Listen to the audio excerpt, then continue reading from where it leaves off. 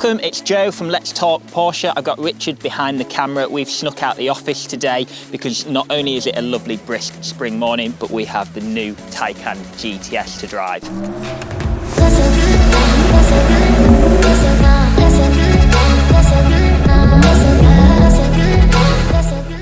So it's the first time we've seen the GTS in the Taycan range. So this sits between the 4S and the Taycan Turbo. It actually has the motors off of the Turbo and it comes with the Performance Battery Plus as standard. So that's a 93 kilowatt battery.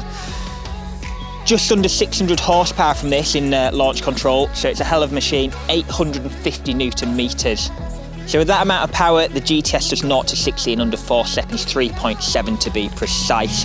GTS is the most passionate sort of version within the range, so it's really about giving the driver the best feel behind the wheel.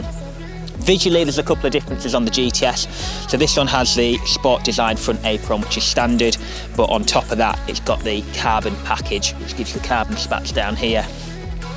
Got the optional 21-inch RS Spider wheels on this particular model, finished in satin black, which contrasts the cherry metallic paint really nicely.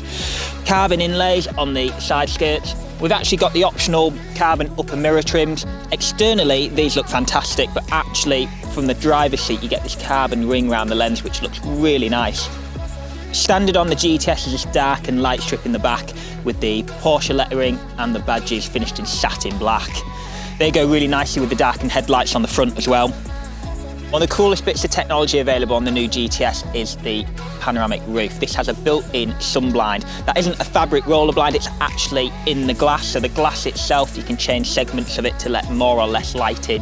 That's going to be a really nice feature that's available soon. They're going to offer this car in a Sport Turismo, so that's like your estate version, a little bit more practical, more room in the back. Either of those two cars, in my opinion, GTS trim, look the best in the Taycan range we've seen yet. This is a stunning car, and with the black wheels and the black accents, it looks fantastic. Right, so we're inside the new Taycan GTS now. First thing you notice is the amount of race text all over this vehicle. GT Sport steering wheel, that's finished in race text, feels really nice. I love the cabin on this. The lower part of the dash, the seats. This one's got the GTS interior pack, so you've got the crayon stitching, GTS logo on the headrest. It just feels really special in here. Porsche really want to emphasise the soul of the Taycan. Me being a true petrol head, I like the visceral experience the car gives you, and part of that is the noise. On all GTS models, Porsche generally enhance the noise level of the exhaust. This being a GTS, it has the electric sport sound as an option. Porsche have actually enhanced the noise that the car makes now. It sounds nothing like an engine. It's really hard to describe, but what it does sound is really, really cool. You actually hear the downshift as well, especially if you put it into Sport Plus, and when under hard braking, you really hear all that recoup. And the best bit is you can turn it off at any point. So once you're up to speed on the motorway, if you're making a business call or something like that, you can just put it into quiet mode and the car is ultra silent.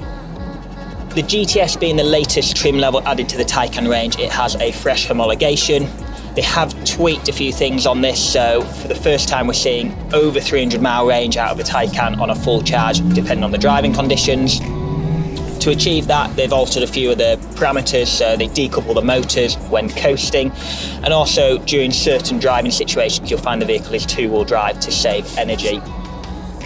So the computers on board the Taycans are extremely powerful, twice as powerful as on a normal car, because there's no mechanical connection between the front and rear axle. So the computers have to be running really fast to make sure everything's on track.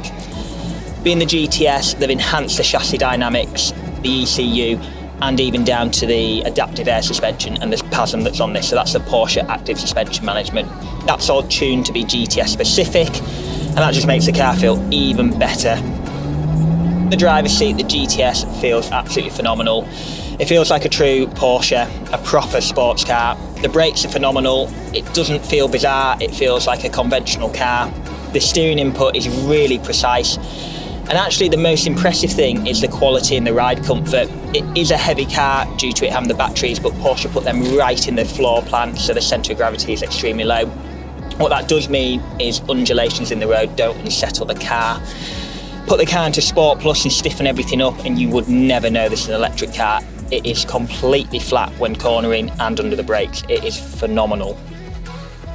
So the cabin's really modern in here with the digital displays. I can choose exactly what parameters I want displayed to me in front of the driver. I've got my heads-up display, which I can custom tune as well, yet at the same time it feels really sophisticated, comfortable and a nice place to be.